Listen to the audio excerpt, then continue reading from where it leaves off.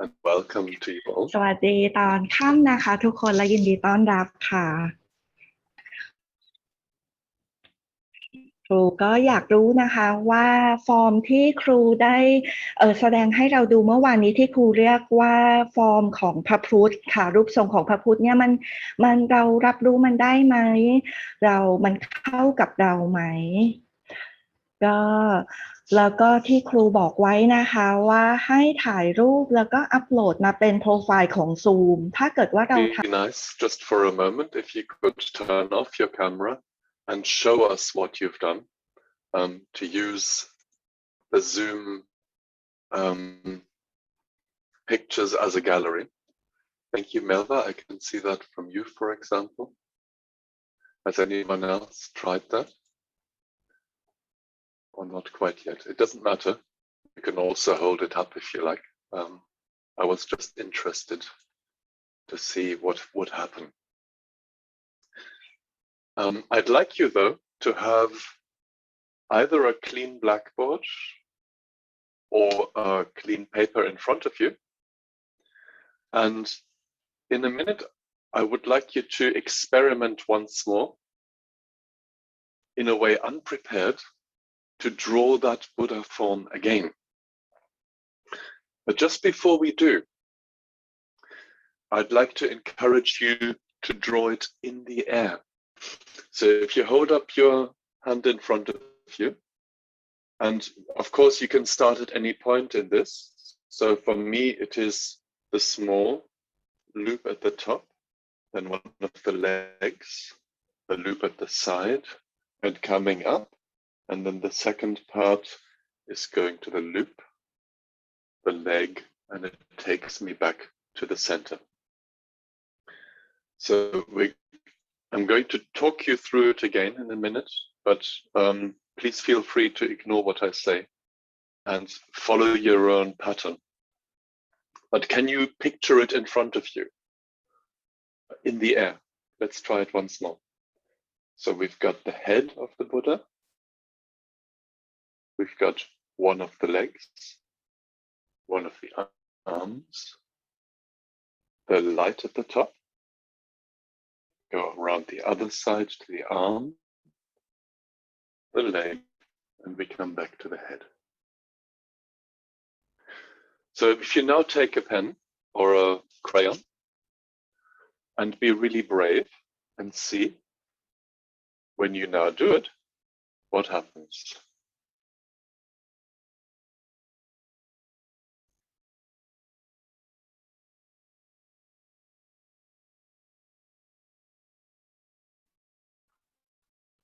Were you able to reproduce it from yesterday? Do it 2 or 3 times and see how that has progressed with you. I'm quite deliberately not doing it on the blackboard. I don't want you to copy it precisely, but in case you need a bit of a memory jog, we've got the small circle, then the leg, one of the arms, and up to the top. And then we come down the other side into the other arm, the other leg, and back to the center of the figure like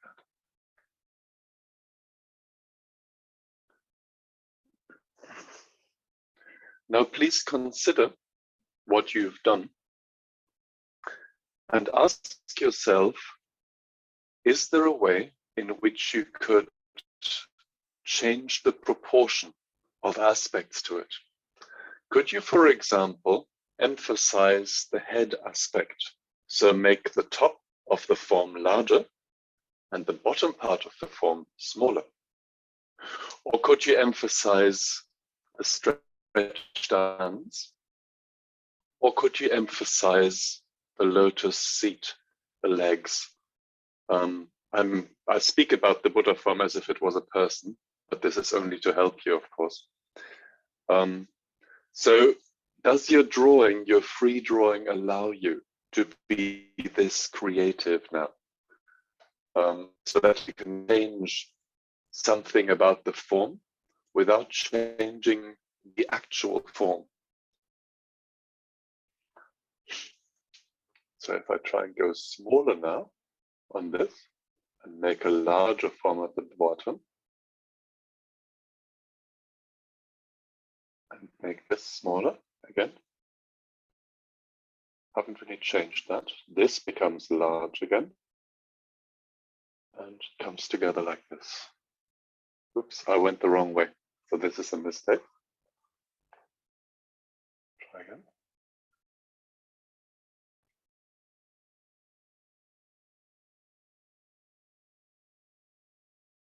Smaller here. Back to that. Back to that. So what changes when I do that? Or maybe I could emphasize this by making it bigger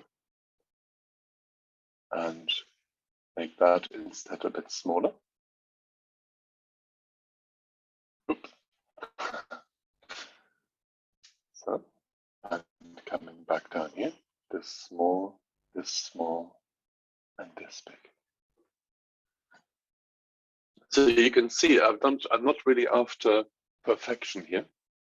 I'm not really after making it as beautiful as possible. My interest now is, can I make it different?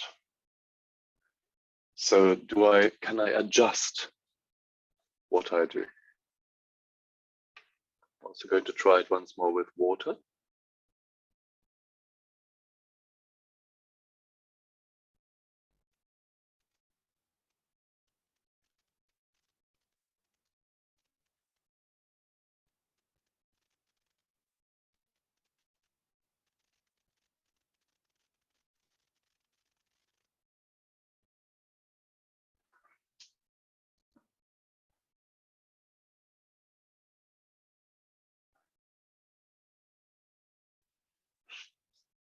And finally, without me demonstrating to you, what I would encourage you to consider at least is to now turn this form upside down and to draw it in such a way that the feet are at the top and this is pointing downwards. But this is in your own time, just as a challenge for you. In connection with the exercise I referred to yesterday when I talked about symmetry and the effect on our brain and our mind that aiming for symmetry can have.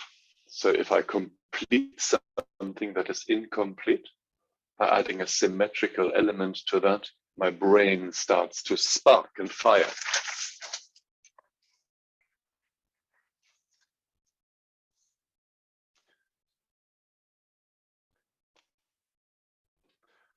Now I would like to reference an aspect on which we worked yesterday, inspired by my Thai friends. I'm going to bring the camera a little bit closer. And that was the element of the 5-pointed star. I'm going to do this quite small to begin with.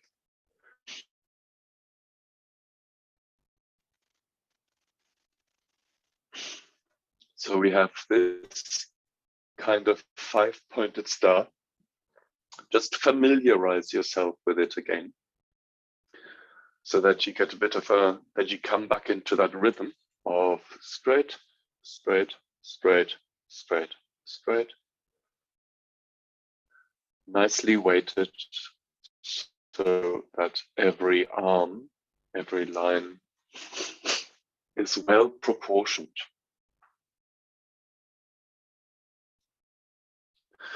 And now you can picture maybe that in each of those triangles would be a little dot. And those dots would be equidistant to each other. So if you now reproduce that,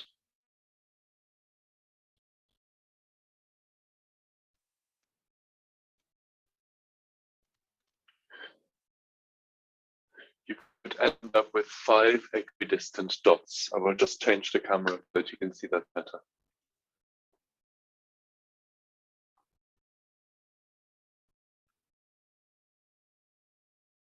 Okay.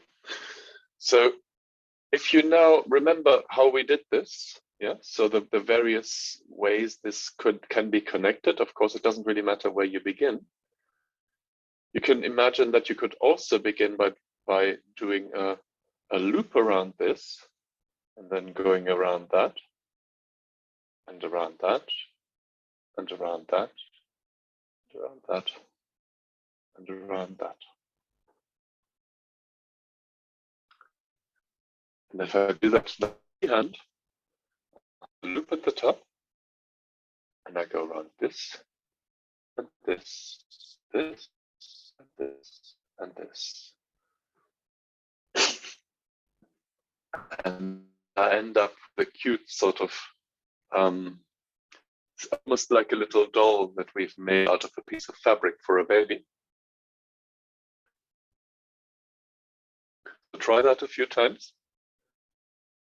Loop at the top, and so the lines that define the star are now not any longer straight ones, but they're a bit like clothes hangers. They're curved at the end, as if they were made out of wire.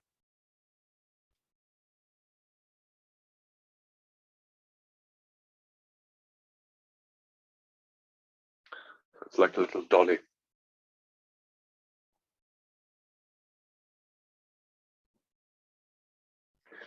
And what is a really pleasant thing to do with younger children, I would say maybe 7-year-olds and 8-year-olds, is once you've introduced the basic principle of this, you can invite them also to alter the size of the various components. So if we get, for example, a bit closer together, and we don't go quite so far out,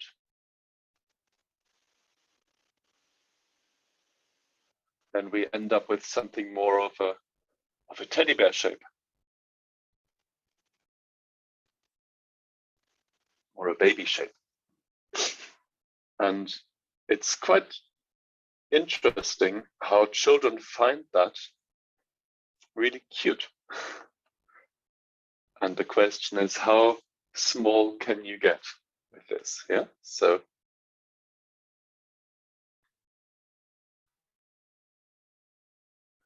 we have this.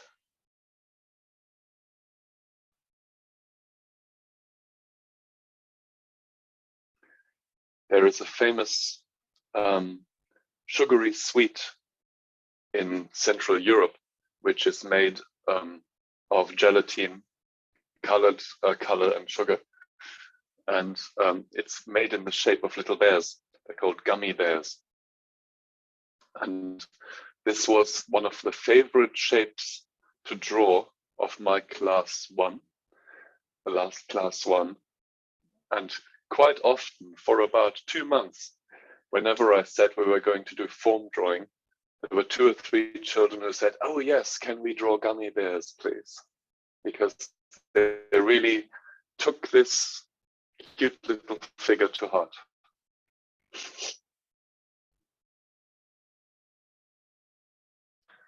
And maybe as a last variation on this one, what now happens when we abandon the loop at the top and replace the loop with the same gesture that we had before? So we go here, we go here, we go here, and there, and there. So we have a rounded star.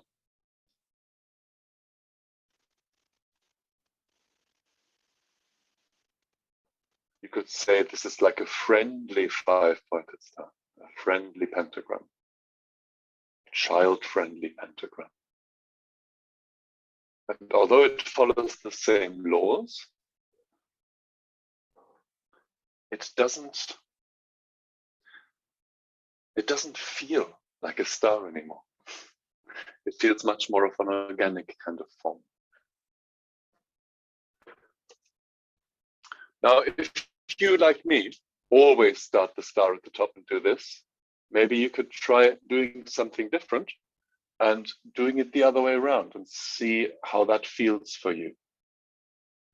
And if it's as beautiful, this is my challenge to you now. Yeah. So this organic star form, see what happens if you begin it at different points and in different directions.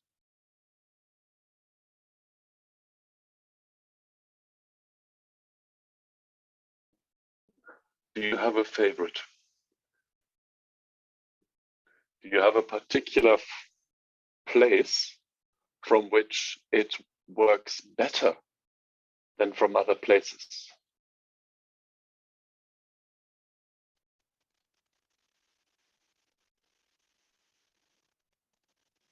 This one wasn't very good for me, for example. Go to and fro, go up and down. So in a way, you could say that we've returned once more to the little happy place that we have in our child mind, in our inner child. So it's good to remind ourselves, especially as we get better at form drawing over time, that essentially what we're doing has a playful quality.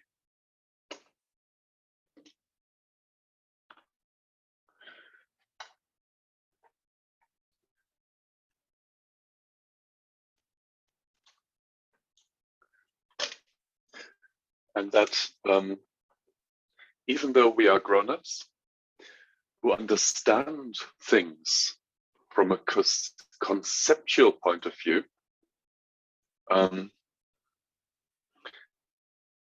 we are also playing human beings, delighting in our ability to express ourselves. So am I making a sentimental point here?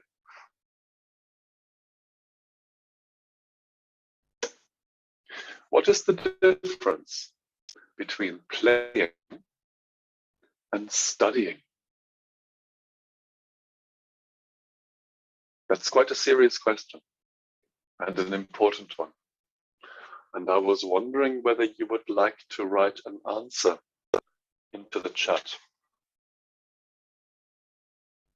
In many ways, you could argue that through form drawing, we study geometrical laws, and you would be right.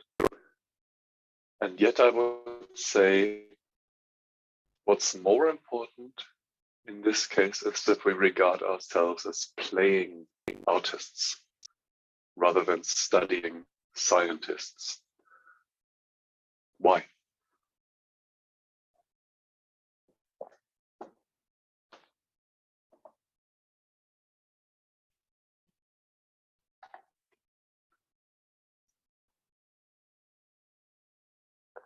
Thank you, Hannah. Yes, that's a very good observation.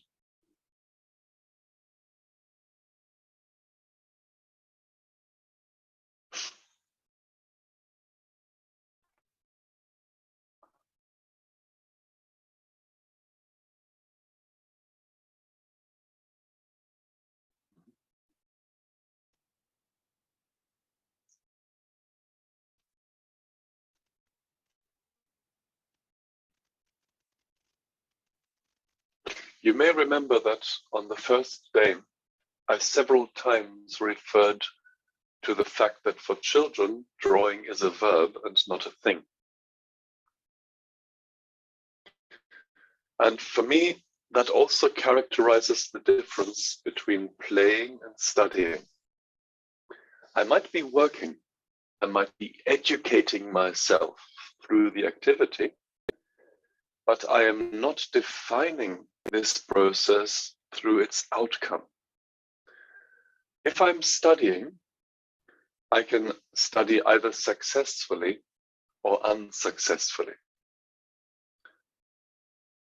But can you play unsuccessfully?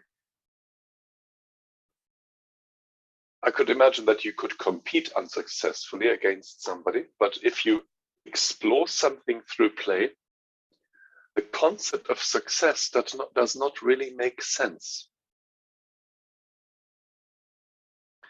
So when you're playing, you're allowing yourself more room for mistake, more room for open exploration, and you are more focused on the activity than on the veracity, the outcome, the truth of it. This is something we bring to it afterwards, conceptually. But I think it's an important distinction to make. And you might be wondering why I'm giving you such a long theoretical introduction. Well, the next form is a form that exists in the universe, but only in our minds. It's one of those great paradoxes, how we can observe something in the stars that for us has a clear truth that I can see and you can see, and we can agree that we both see it. And yet it is only true from a geocentric point of view. So the planet that is performing this movement has no consciousness of the movement. If you were standing on Mars, you would not be able to see this movement. And yet it is such a universally observable phenomenon on the Earth that in all sorts of cultures, it is known as the dance of Venus.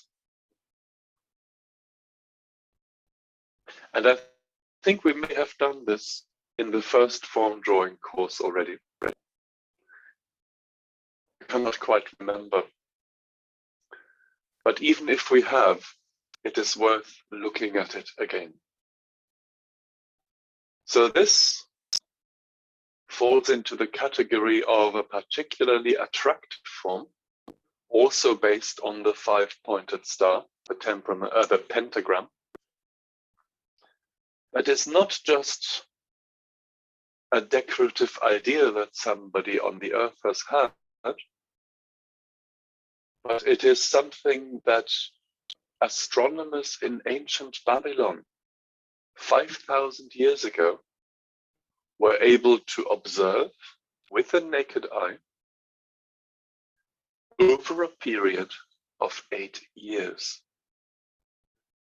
They traced the path of Venus in the night sky and reproduced it on paper and discovered something really quite extraordinary.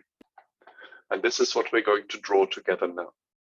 I will give you a step-by-step introduction to it. So to begin with, we will draw a circle.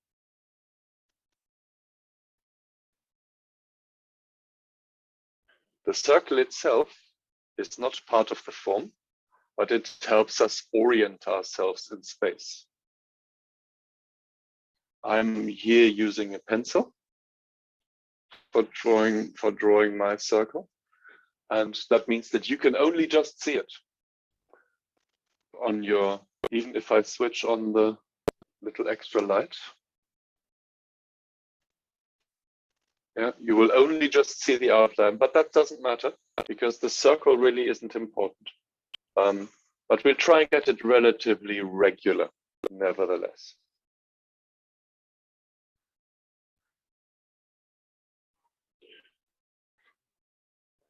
Next, we will try to identify the center of the circle simply by eye.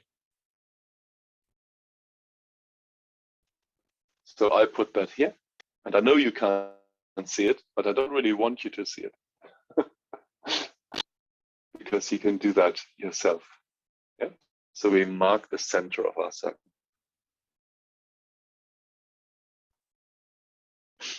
And now please remember the five-pointed star. And picture your center of the circle at the center of a small 5-pointed star. So we have the head about here, and we've got the arms maybe here, here, and the legs here and here. And you may have to do some adjustments.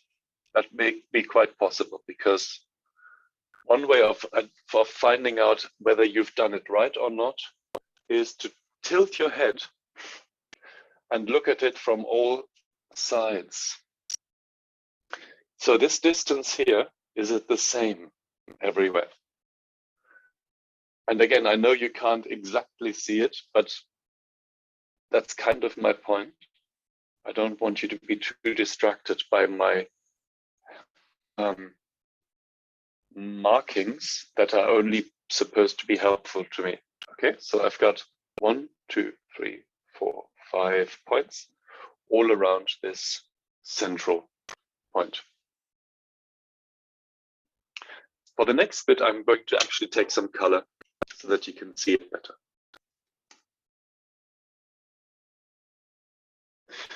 I'm now going to make a loop like this around each of the 5 points, and it will look a little bit like as if a fish was swimming to the center of the circle.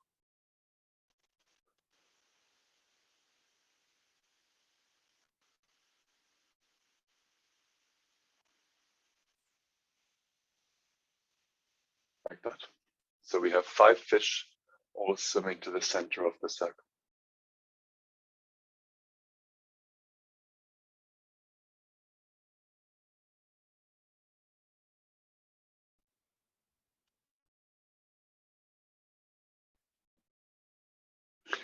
So far, everything was relatively easy. Now you have to become brave,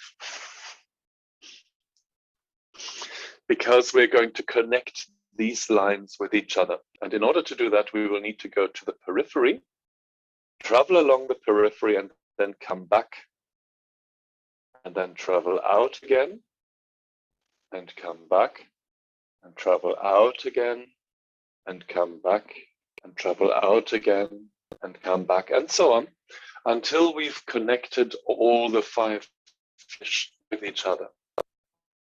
In doing so, we will always leave out 2 of the fish and go to the third. So from this one, I go here, from that one, I go there, from that one, I go there, and so on. So let us begin. Out to the periphery, and back in. Out to the periphery, and back in. Out to the periphery, and back in. Out to the periphery, and back in. Out to the periphery, and back in, like this.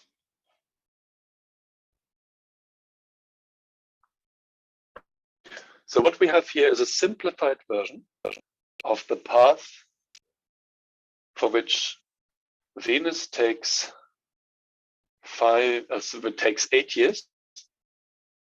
So in those 8 years, it comes closer to the Earth 5 times and then disappears once more. So far away from the Earth, close to the Earth, far away from the Earth, close to the Earth, far away from the Earth, close to the Earth, and so on.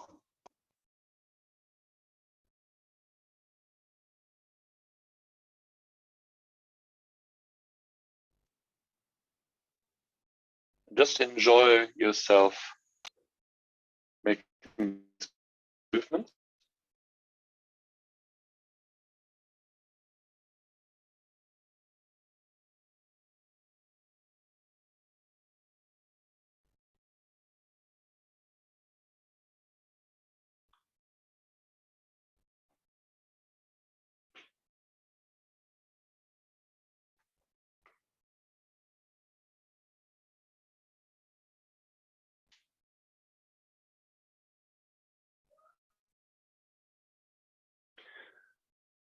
So why is this difficult? It's difficult because we're trying to overlay the relationship of 2 and 5. And that's difficult. We're used to cutting things in half. We already have difficulties when we need to separate a space into 3 equal spaces, but we can just about manage that. But when it comes to free movement based on 5, we find that very difficult. And yet, so much in nature has these kind of proportions. A biologist I know once pointed out that the proportions of this shape, I'm just going to give it a different color. This shape here, that is created by one of those transitions of Venus, corresponds to the dimensions of the human heart, which is not a circle. It's not based on a 360-degree division, and the 4 chambers in it are not quarters, but that it has the wonderful thing that looks like a regular shape. But it's almost as if the things that are most closely linked to life, that are most closely related to life, don't quite like it if we cut them neatly into symmetrical proportions. It's not chaotic. It's not random. But it dances to a rhythm that refuses to be a beat because it's alive. And I think it's that makes it much more challenging than, for example, the 8-pointed star or that classic flower pattern that we all first experimented with when we were given our first compass, where you have 6 circles that make a flower petal pattern together, and everything works out so neatly and mathematically. Well, this is mathematics too, but it is the mathematics of life. And most of you will know this, that these 5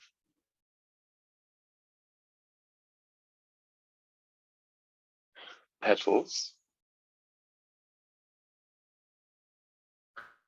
are the characteristic relationship that the petals in any plant that belongs to the rose family have. So apple trees, cherry blossoms, roses themselves. The way the petals are arranged is always based on 5, not on 4 or on 8 or on 12, which would be so much neater for the human consciousness, but on a number that is not quite so straightforward. Good. Now I would like to take you somewhere else.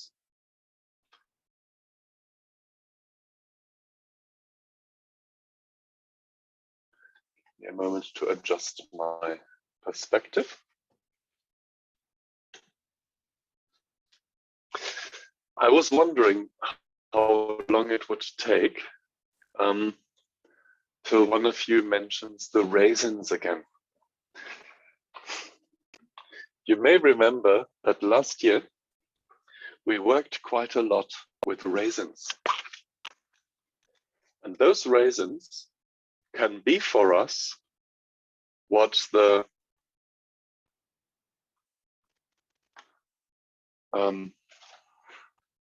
dots on my piece of paper were now as well. They can give me markers. And some of you will remember this from last year. And I'd like us to remember how the people who did the Celtic forms began to construct them to begin with, to make sure that they were regular. And once we've reminded ourselves how that worked, I'd like to go to greater complexity with this with you. In the classroom, we would be working with this after the developmental period that is commonly known as the Rubicon. So when the children get to the place where they can see themselves drawing, so where drawing is still an activity, but not one that controls me, but where I am in charge and I can plan the pattern. So in this case, for example, if you arrange some small objects for yourself like this, maybe some of you still have raisins because you were waiting for this from last year. Or if you don't, you can just make dots with a pen or pencil. They don't have to be very visible on the paper. So we have 6, 2 rows of 3, and just going to do a very simple pattern. Like a sort of boomerang, and the same thing symmetrically mirrored in this way.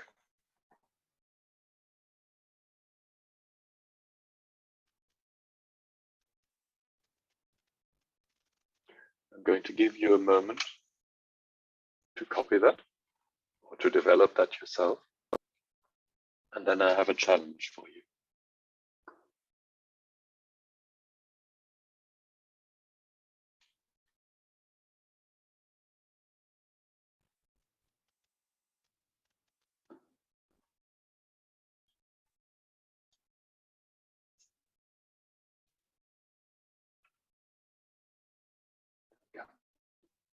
Okay, so if we take those away again for a moment, that's the advantage of the raisins, you see. If I take them away, it looks like I could do this freehand. And we put them back.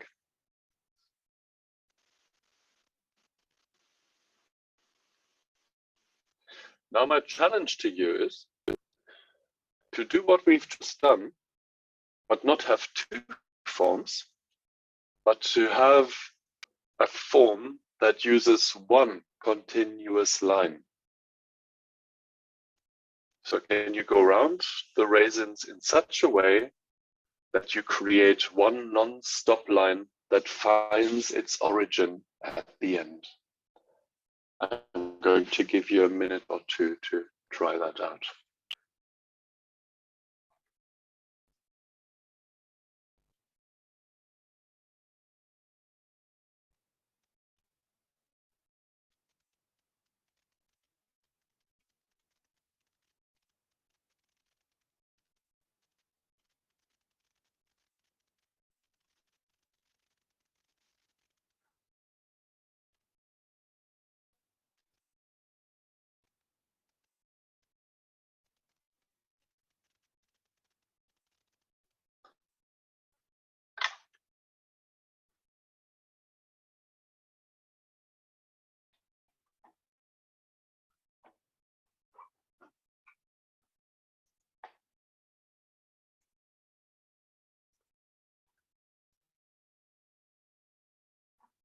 So those of you who are able to move their cameras, maybe you can just point it towards what you're doing. Don't feel that you have to, of course. I'm just intrigued to see what your form might look like.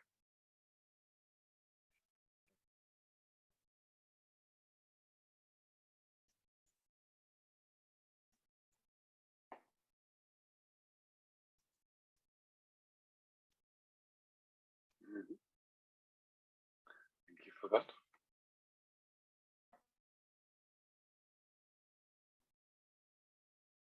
Yes, very nice. Thank you. So I'm spotlighting myself again. And for those of you who are struggling a little bit with that, I'm going to show you now. So again, we start at the bottom left. And we climb up the hill, go down the hill. And this time, instead of turning back on ourselves, we go all the way up. We come back down, we go around there, and we come back here, like this.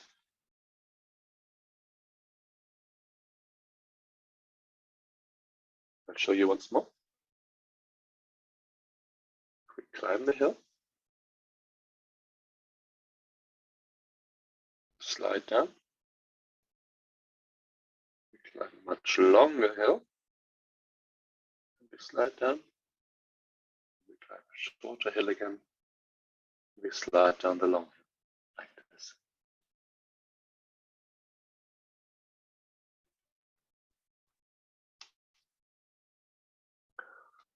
I would also like to take the opportunity to remind you of something that you saw yesterday in the construction of the stance, this lovely technique of weaving the forms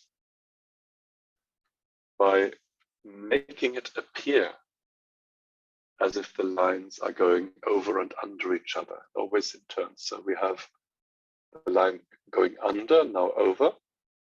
That means here it's going under again, over, and here's over. It goes under, over, under, over, under, over. Yeah. So here we have another under.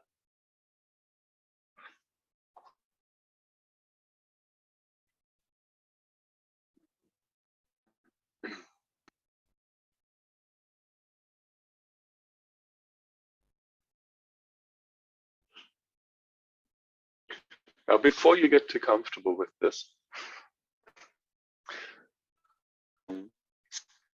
because it really is quite simple, I want to treat you like adults. And we're working towards something that is a little more complicated. So the next form we're going to do is not the hardest one yet, but it will feel quite a lot harder. In this one we have 12 raisins, or if you prefer, then you can just use pencil marks on your page.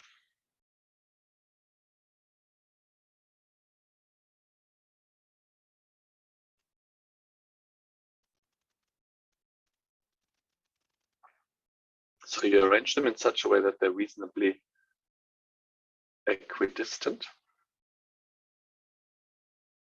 So actually what we're having is 1, 2, 3, 4, 5, 6 squares as well. Or 3 lines of 4, or 4 lines of 3. And now the challenge is exactly the same as last time. We were aiming for one continuous line to connect them all. I hope you've been able to follow me so far and it's not been going too fast. I'm going to do this for you at least twice, so don't worry if you're not quite ready yet.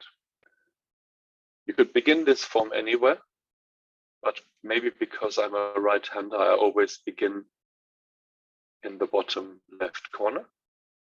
I climb the long hill first, come back down here, go this way,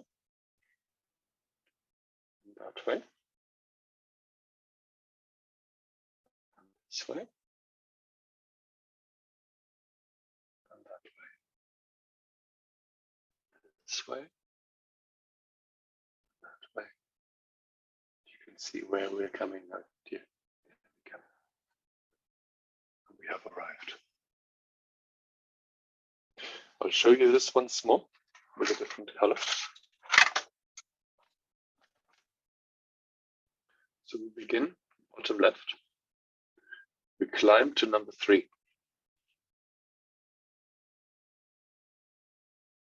Go down and round. Can you see that we're creating a square here? That might help you remember. Yeah, so that we've created this square now. So we continue to the other corner. And when we're here, we are now halfway through. And all we do now is we mirror what we've done so far as if we were beginning again from this side. And it's exactly the same that we've done before.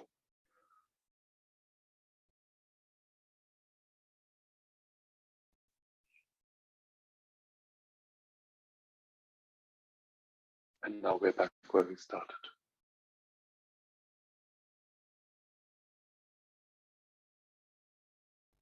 Now this is quite complex, I understand that.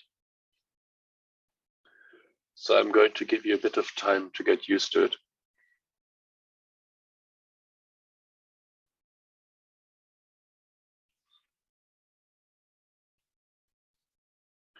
And of course, what you can do already after the first time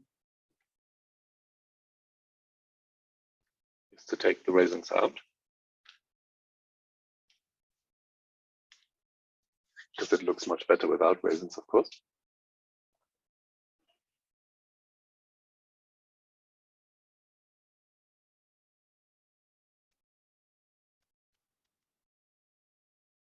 And don't get too excited or challenged by the over-under aspect. Because what I'd like you to pay attention to is that you perceive inwardly the dynamic of the form. And when you get too focused on the over-under, of course, you lose that. Yeah? The analytical aspect of the weaving is less important than to be able to feel the dynamic movement of this. And I understand that there's a limit to the dynamism of this because it's so structural, isn't it? It's very neat, very ordered and organized. We will end today's session with a much more dynamic form, which is not quite so structured as this, but I promise you that there are children in your class who will find this deeply, deeply satisfying. And will also be making these forms in their private time at home because they enjoy it so much. For those of you who don't want to rub out with over and under, what you can also do is use a second color alongside the original one to emphasize this. And this kind of form is super easy to do over and under because it's just so structured. You almost don't have to think. And if you come across somewhere where it doesn't work, then it means you've made a mistake.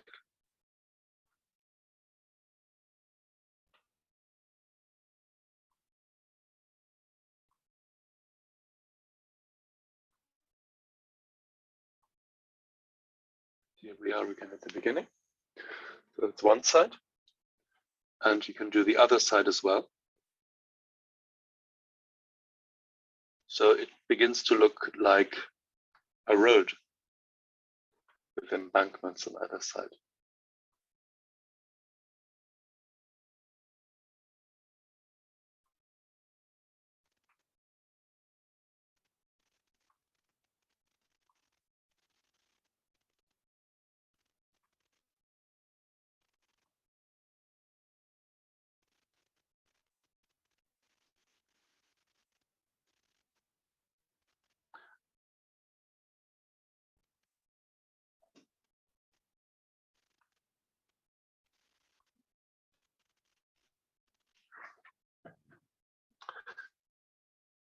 It's not unusual that children find this confusing sometimes.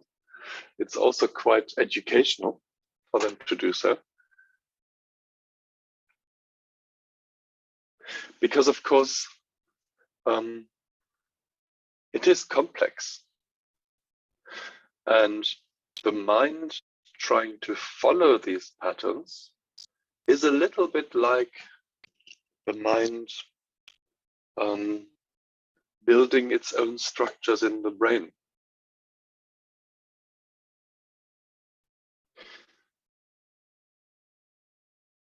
The question, I suppose, for the teacher is, do I manage to stretch and challenge my children in such a way that they can still achieve a successful result? Or am I over-challenging them? So, for example, this kind of form would be really frustrating to attempt for most 8-year-old children.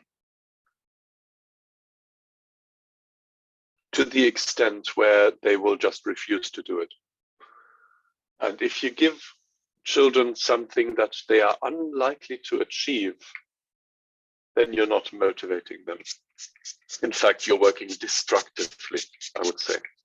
So it's important to get the level right, I think, when we're working with children, always. You don't want it to be boring, but you don't want it to be frustrating either. So you may not have quite finished this particular challenge, but we're going to move on anyway.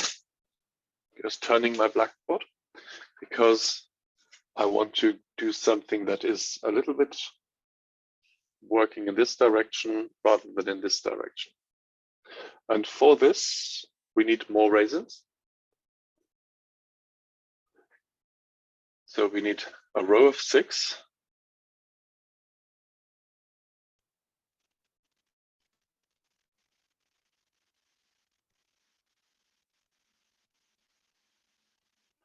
Another row of 6 next to it.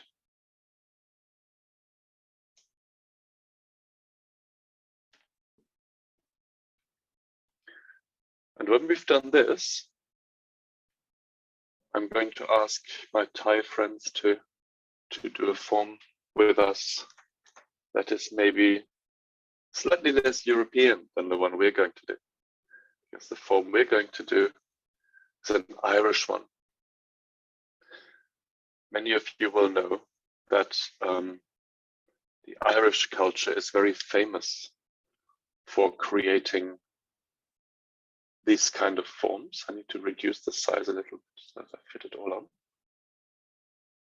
This is called a Celtic cross, what we're going to make.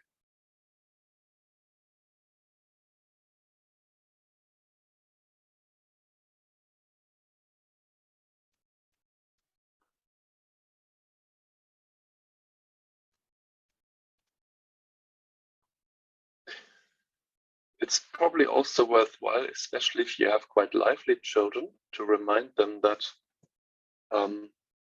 it's worth taking a bit of time with setting up the raisins or drawing the dots at the beginning. Because the more carefully I do this, the more likely I am to be successful in my endeavor.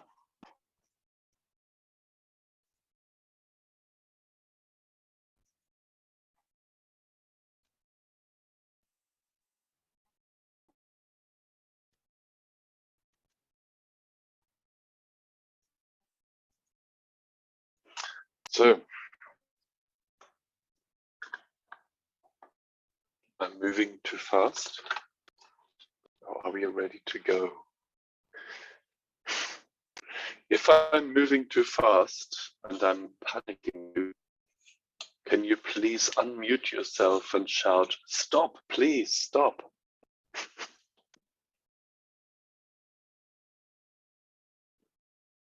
No? Good. Yes, someone said quite fast, a little bit slower, please. Okay.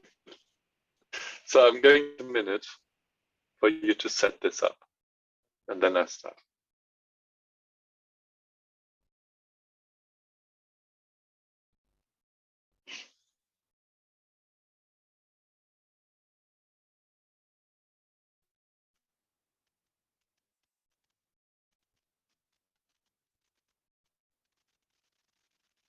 Sven, I think there's a question in the chat related to this.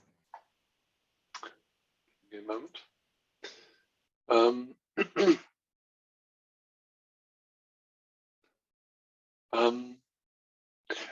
Good question.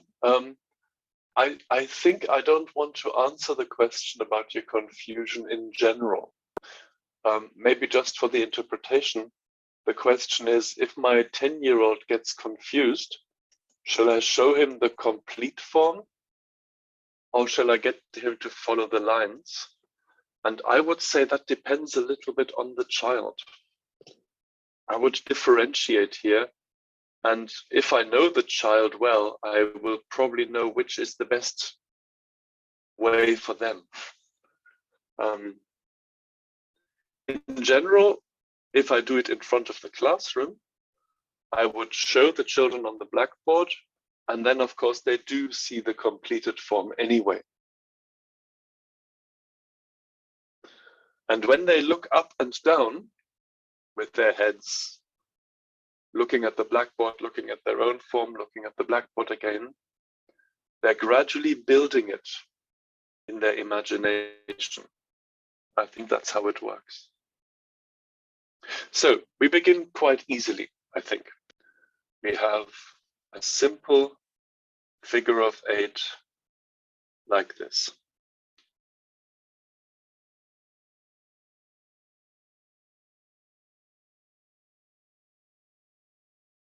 I'll answer the question in a minute that comes. I'll concentrate now on the form for now. Okay.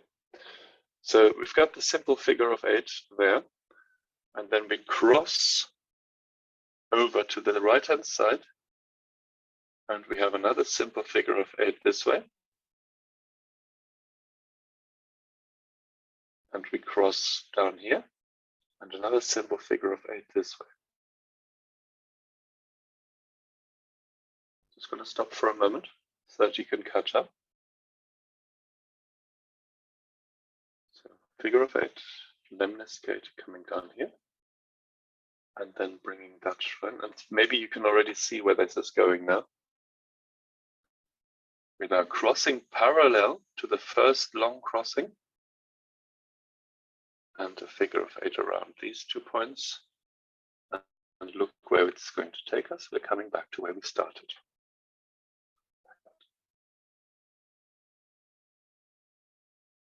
Yeah. And you can probably guess what happens now.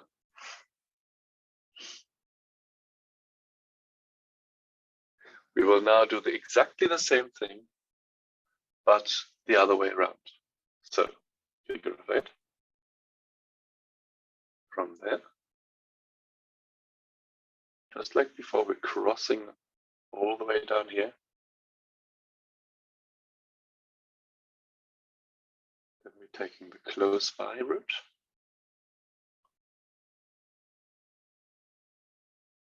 Now we need to go parallel to the long crossing. And we're going back to where we started.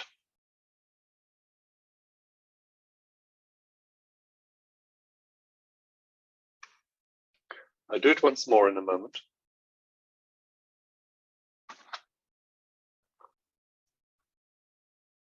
I'm going to take a different color so that you can see it better.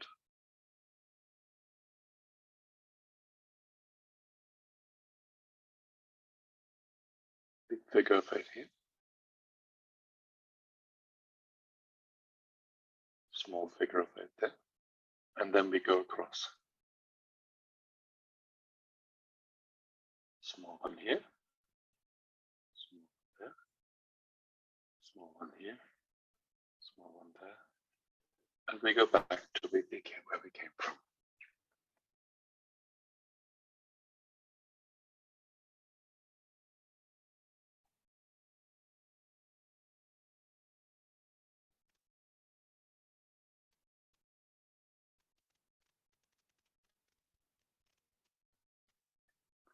Same thing now on the other side.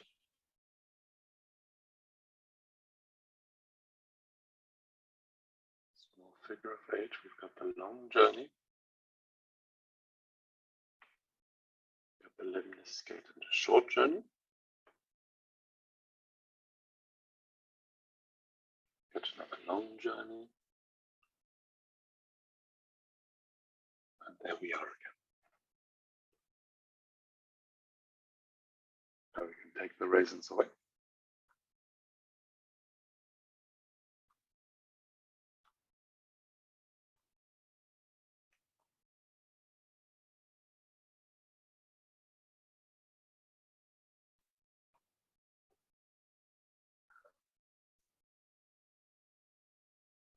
For the people who first invented these forms, certainly the Christian monks who lived about 1,500, 1,600 years ago, it would have been unthinkable to go about this in a dynamic fashion. For them, the beauty of the symmetry and the carefulness of the execution was an almost religious principle. And I'm pretty sure that you will find this attitude replicated in the religious art of Asia as well.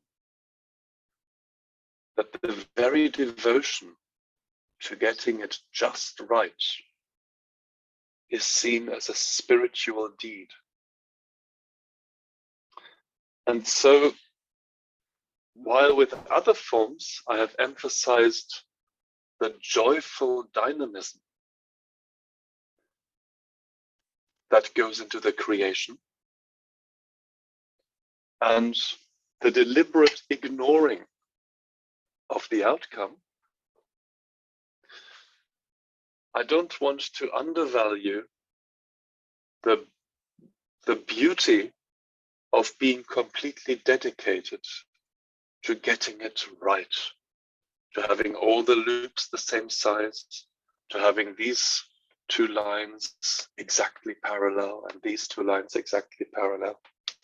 To give attention to detail is also a form of love. Love for the deed, love for the task. And I don't want to give the impression that I don't think outcome is important. It's just not important in every form drawing. But in a particular kind of drawing, such as this one, I think it would be impossible to do it justice if one did it. If one doesn't do it carefully, then it just will not. It's not fair to the form, maybe. It's a good way of putting it. It asks of us that we do it in a devoted fashion.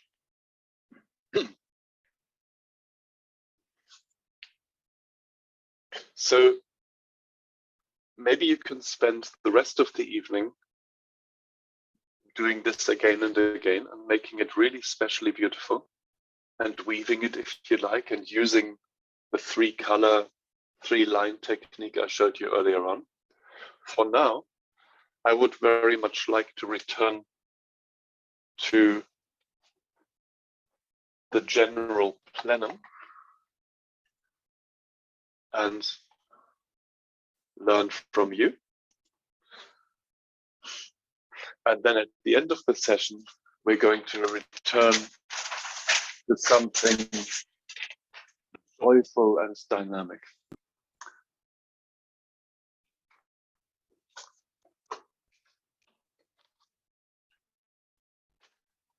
So, over to you. Good evening.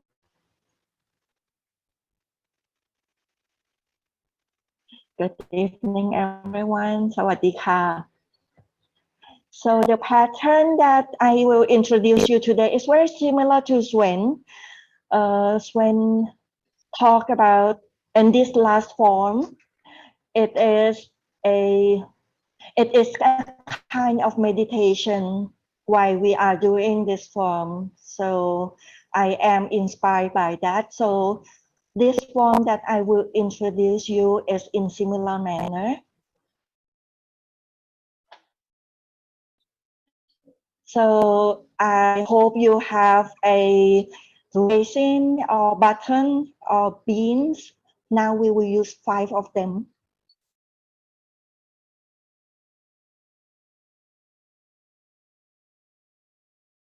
So the first one is in the middle. Put it in the center. So as a heart. And then the next one is on the left, on the right.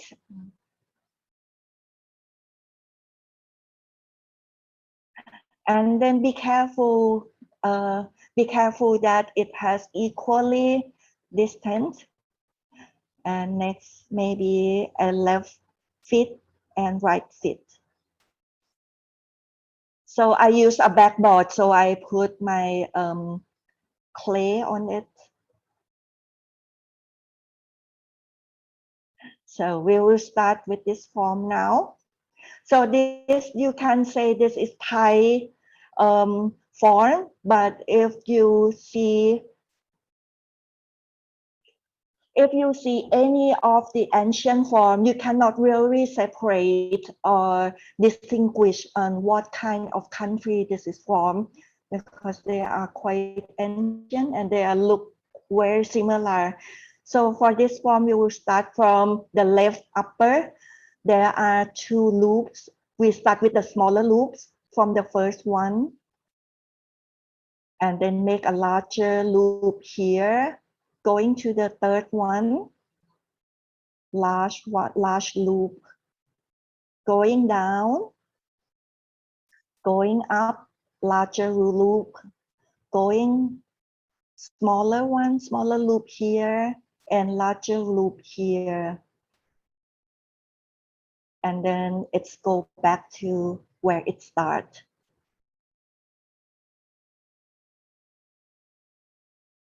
You see, I will do it again.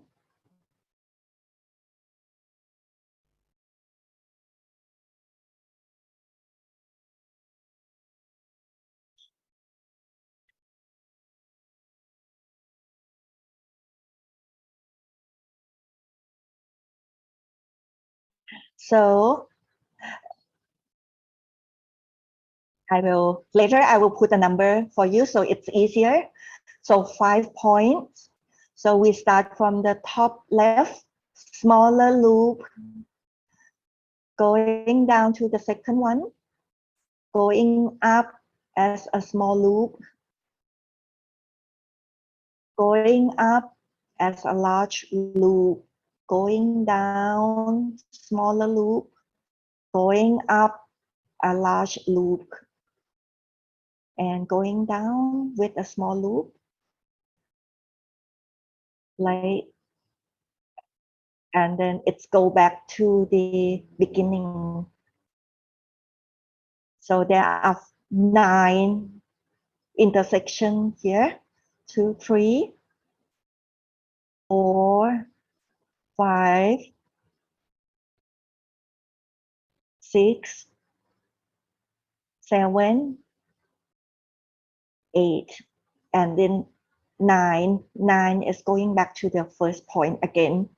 So one more time, 1, going down to 2, 3, smaller loop, 4, a larger loop, 5, smaller loop, larger loop on 6, 7, 8, larger loop, and going back to where we start. Can you do this?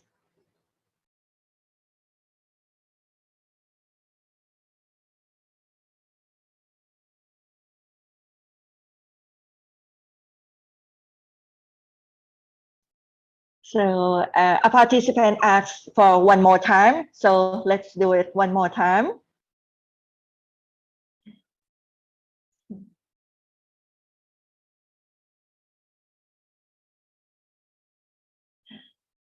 So, and then I will ask you to guess, especially Thai participant, can you guess what this form is? So we have 5 points.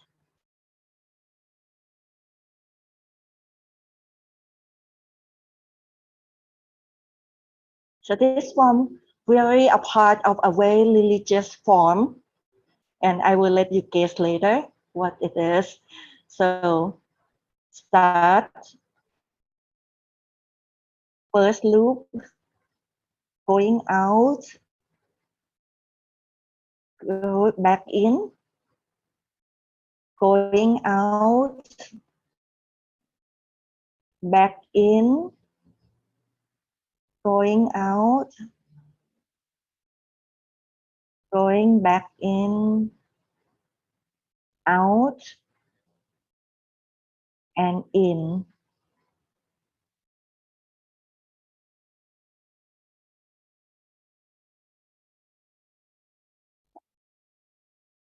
Yes.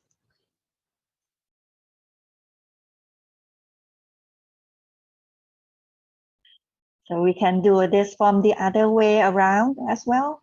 So going out, going in, and out, and in, and out, and in.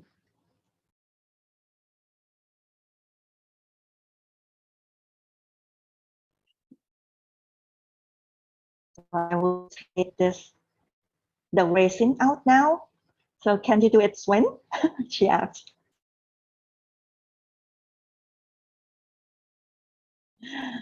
So for especially for Thai participants, can you guess what form this is? Where is this form? Are you familiar with this? Is it butterfly? No, it's Thai form. This is very Thai form. Someone say yantra. Yes, it's what we call yantra. So this is the form that we made, but the full form is like this. It's what we call yantra, or what we like a Thai kind of Thai tattoo to bring luck. So you can put this smaller. You can put this smaller part up there.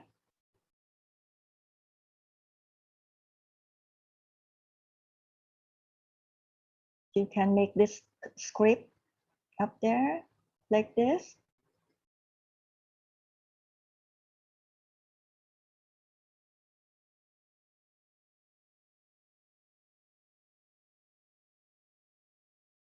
So this is a yantra.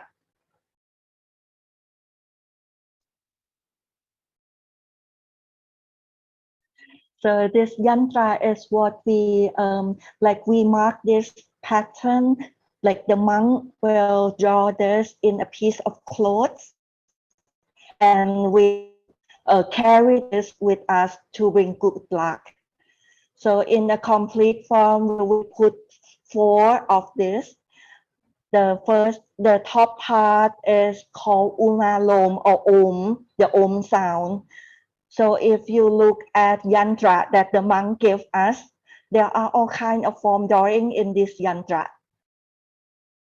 So, and we put it on screen now. The one that I taught you is Maha Udyan. So Maha Ud is like a lucky item. So it is magically made, and the one in the ancient time, the one that can make yantra must be a very very good person. They have to do according to the Buddha teaching, and this kind of pattern is also made in a tattoo to bring up good luck to those who got this tattoo. And we are very strict on who can get this type of tattoo in their body. Only a good person are allowed to have this tattoo. So this form is called Mahaut, and in Mahaut it will make like you are durable, like, and then people will be kind to you if you have this pattern on you. So it will protect you from weapon, like no, the knife cannot cut you, and then people will also like you too if you have this tattoo.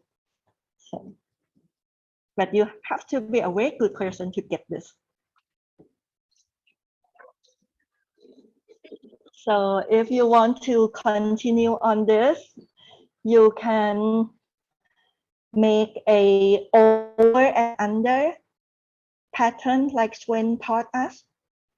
So the same way Swen did, just make an accompanying line. Now this is going over and under, over and under, and continue it until you complete. So every form drawing use the same similar pattern, similar principle. You can make it like weaving with this over and under, and then I will leave it here so that Swen can bring us to the next session, to the next lesson.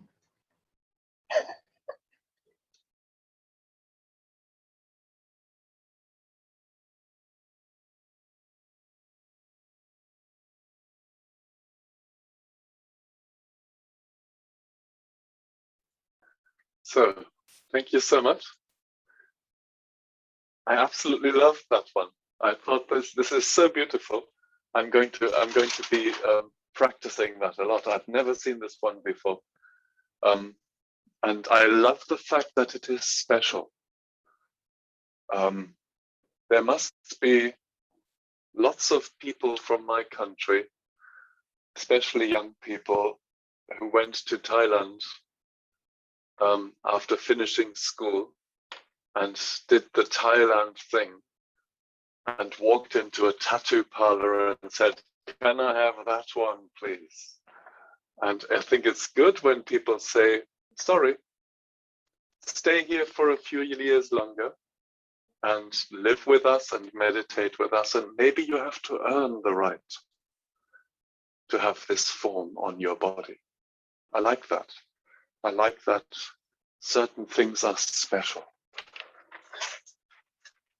Well, I have one more form that I would like to share with you.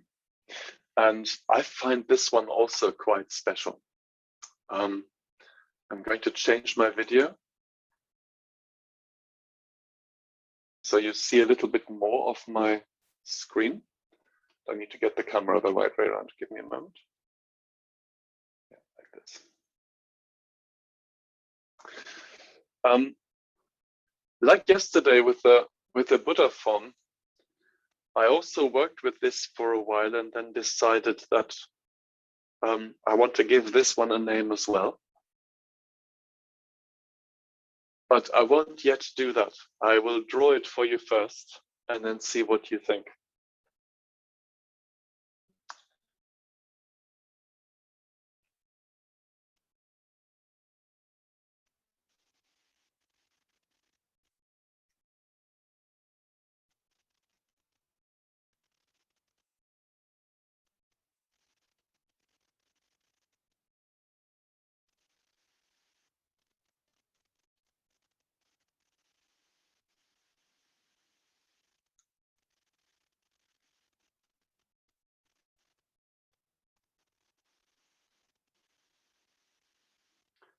As you can see, it's not perfect because I wasn't standing in front of it.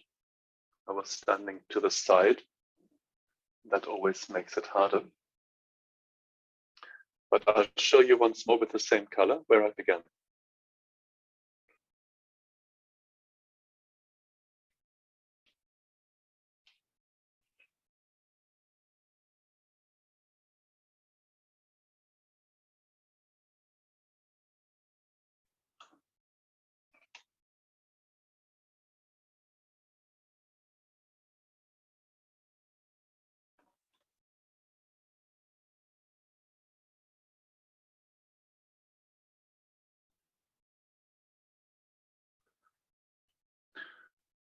So again, it's a symmetrical pattern, and it again sort of is composed of two halves, the first half and the second half. I will make that clearer by using a different color now, what I mean by that. So we begin with a little loop here.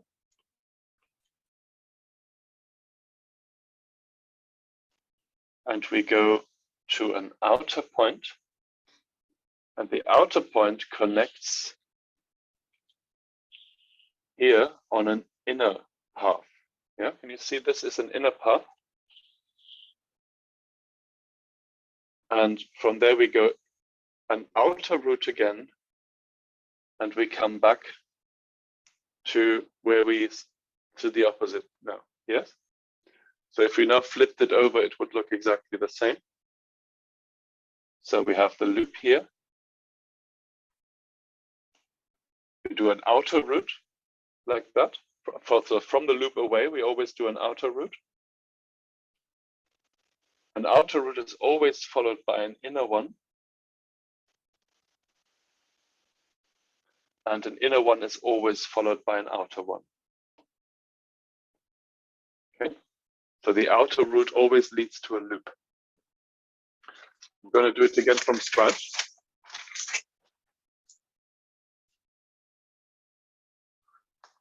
So we have the initial loop like this. Yeah. So the loop leads to an out via the outer route to a point. From there, we go an inner route to a point like this. The inner route is followed by the outer route, and the outer route leads to another loop. After the loop comes again an outer route to there. And now comes the inner one. Hopefully this time a little more symmetrical. And the outer one completes it in this way.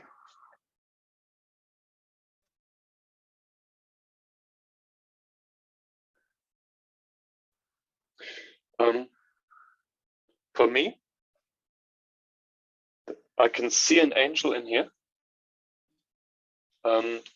with their wings outstretched, but not so much to take flight, to leave or disappear or go away, but more to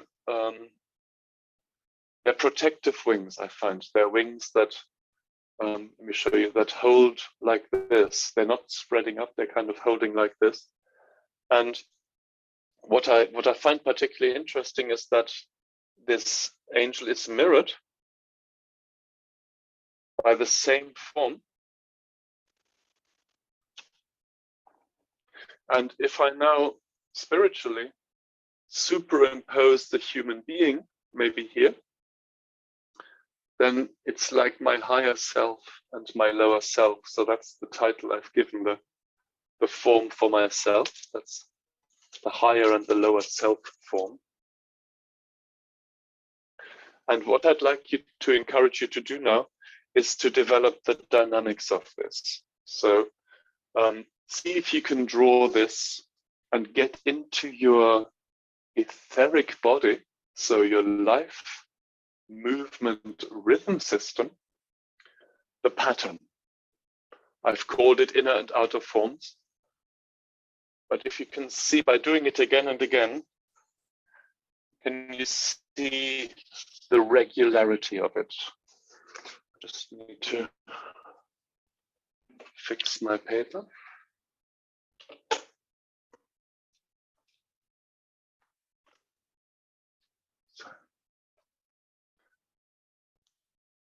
Outer loop, outer point, inner point, outer loop, outer point, inner point, outer loop, outer point, inner point, outer loop.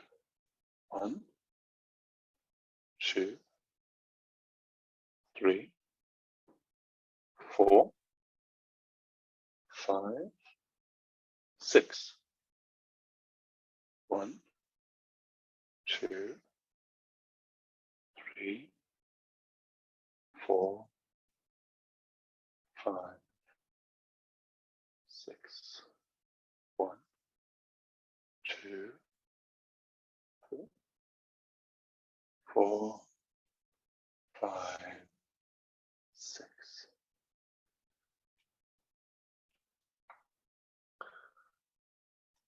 If I now change my camera once more, I think you've seen it for long enough to get the idea. What I want to particularly draw your attention to, if this works, that while I'm drawing it, is I'm not just using my hand. Yeah. So I want to use this final example to reinforce something I said at the beginning of the course, and also at the course number 1, that the larger the piece of paper, the better. Yeah, the softer the pen or pencil or crayon, the better, because you're really forced to get into it. So this time when I draw it, don't just look at the form, look at my movement. So what you're seeing me do is my whole body draws this. It's not just my wrist. In fact, my wrist moves hardly at all. It's my upper body is moving here, and I'm activating my entire rhythmic system. Yesterday, somebody asked in the chat whether this was particularly therapeutic or health-giving, and I say, yes, it is, because your chi is now making this move. And you want your chi to never be still. You want it to flow and to ebb and to go to and fro in your body and bring your whole body into dynamic movement. And this is a very good antidote for that very careful, deliberate, cerebral form of the Celtic cross, is to do something like this as well. So there we are. I hope that you have found this inspiring and exciting. We'll just go back a little bit and have a look what we've done.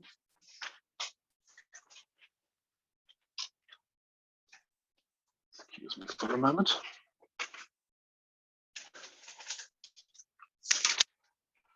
So we had these beautiful 5 forms today. And we had the Dance of Venus. And we had the Gummy Bear and the little doll and the teddy bear. And we had the Buddha form. Yesterday, before introducing the Buddha form, we had this beautiful 8-pointed star from my Thai friends. And there was a beautiful 5-pointed star before it. And you will remember the symmetrical adjustments that we made, and the spiral that excited us when it came from the inside out, and calmed us down when it came from the outside in, and the interesting activity of how different is it if I move towards a target or away from a target, and the straight lines to begin with that were done with great deliberation, and that the human being becomes the form that we draw. So thank you so much for engaging with this again, if this was your second time. Maybe one day we'll do form drawing 3, who knows? For now, I would like to say thank you very much. And I'd like to quickly take something off my wall and hold it up for you. And maybe I'll hold it in front of my jumper. Can you see this little man here? This little picture is about 20 years old. It's about that long ago that I began to work with cutting shapes out of cardboard. And in December, when in England and in Europe it gets dark outside, I'd like to spend a bit more time with you doing some more artistic work, and we're going to learn together how to cut beautiful shapes out of card. So you've seen the posters for that. Kopfkunklapp. It's been a pleasure to work with you. Thank you.